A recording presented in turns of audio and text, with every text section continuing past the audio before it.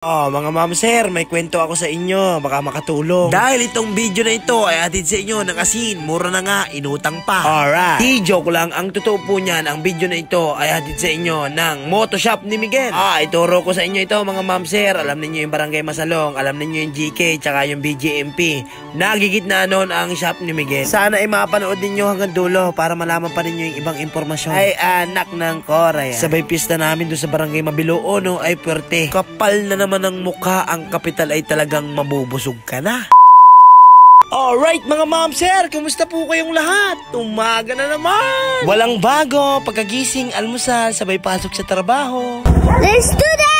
Naroon pala ang nabago, nadagdagan ng trabaho. Hatid kay Caleb sa eskwela. Walang magagawa, ulirang ama. De, binabantayan ko kasi si Caleb. At baka mamuniti na lang ay kakahiya naman. Maya-maya is naraduan ni madam ang pintuan at bawal daw ang magulang sa loob. Ay di pumunta na ako sa palengke para mamalingki. Ay ano pa, sa palengke ako pa rin. Anong ngalan na yan? Halhal. Pero daling-dali natin yan, lintian na. Tagal ko naging baghok nung araw. 10 taon ako naging baghok kaya ngayon ako nagbabawi at may pamilya na baga. Naroon na si Atula. Iniwan ko na yung pinamalingki ko, sabay umuwi na ako sa bahay. 8:30 ay dumaan na muna ako kay Caleb at tinignan ko at baka nga nakapuniti na. Maigi na lang anakin at kurekontinto. Sabay bukas ko na ng barberya.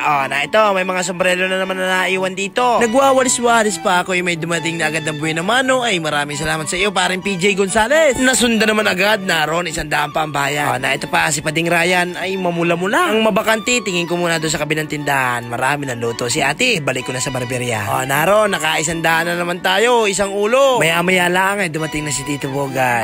Ikaw na muna na akin dyan, Tito Bog. At ako'y mauwi na at maligo nga ako. Dala ko na muna ng electric pan doon sa kainan at mainit doon sigurado, walang hangin. Sakto pa ang dating ko, malabasan na ang CNC. Di pa umpisa na naman ang trabaho. Mabuti na lang ang baga at magkakalapit lang itong aking barberya, yung kainan, yung bahay namin. Ay di madali lang ang magbalik-balik. Mag-aalas 12 ay dumating na yung sundo ko, si paring Miguel Espina. Ay mamimista kami, daan ko muna kay Tito Bogart at inaakit ko. Kaya lang ay maraming pila. Ay di hindi na nakasama. Di diretso na namin doon sa Barangay Mabiluo 1 at pista nga doon. Ay napakaraming nakakakilala sa atin dito. Na yan pinagsasama ko sa video para may remembrance tayong lahat. Maraming salamat po sa inyong mga suporta, mga ma'am sir. Thank you po. Ay anak nang nag-thank you si Master sa inyo. 10 beses ko pa pinili. Ay nakarating na kami dito sa aming pipistahan kay Sir Ivan ng Mabiluo 1, Anaceta. Kilala si Sir Ivan dito sa bawat kanto ng Barangay Mabiluo 1. Palibasa ay magaling na tao ay. Naran yung mga sandok namin, pamaulo na naman. Shoutout dito sa ating mga followers at mga customer sa ating barberya.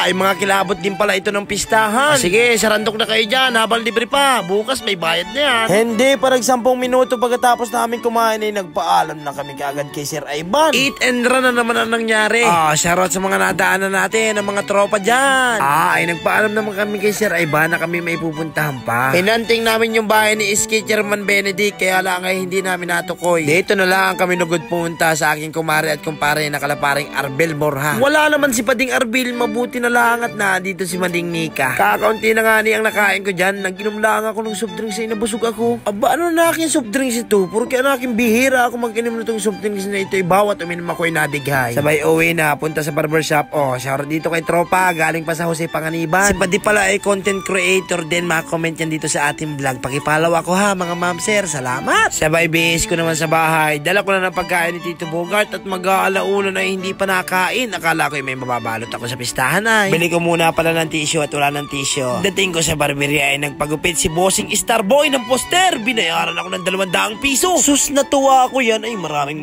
salamat talaga sa iyo, Bossing Starboy ng poster. Dire-diretso na naman ang gupit nang makadali na naman ng 100 piso galing sa aking kumpare kay paring John Carl Francisco. Ay talaga namang jackpot. Maraming salamat sa lahat ng customer ng aking Gabs Barbershop. Nakamura ka na, may mura ka pa. Naroon na, gabi na ay may nakapila pa. Ay talagang mga solid May natirang 2 customer ni Tito Bogart ay pagkakataon anakin. Mabili nakakuha ako ng ulam sa taas. Ay di pa anakin Tito Bogart. Bahala ka na anakin magsarado dyan. Uwi ko na sa bahay. Sabay paluto kay Master. Ay ayos na sa mood. Kain na agad. Ayan na pa naman mga ma'am sir. Kumain na po tayo. Maraming salamat. Salamat po Lord sa lahat ng blessing at pag-iingat mo sa aking mga mahal sa buhay. Pagkakain ko ay sabay bihis ko ay paalam kay Master ay may lakad ako. Importanteng mahalaga na akin ang pupuntahan ko. Dahil itong video na ito ay hatid sa inyo ng asin, nakamura ka na, may mura ka pa. Di joke lang, ang totoo po niyan, ang video na ito ay hatid sa inyo ng Motoshop ni Miguel.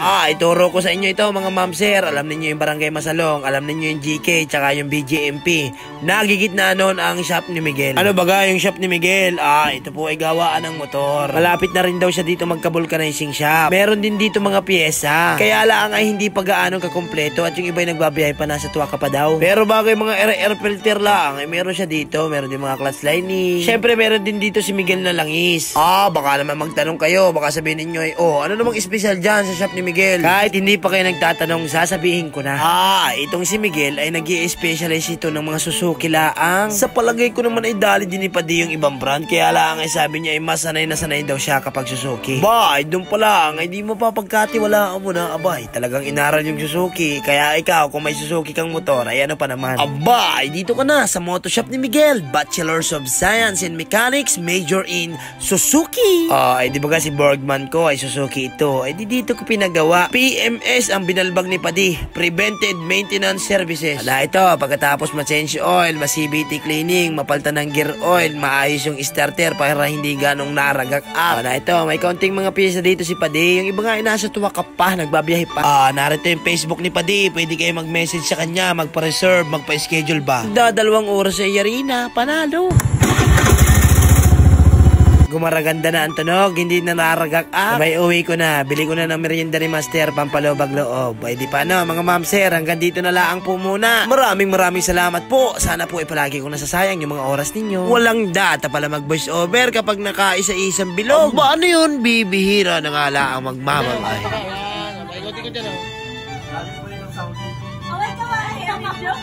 Video, siyempre.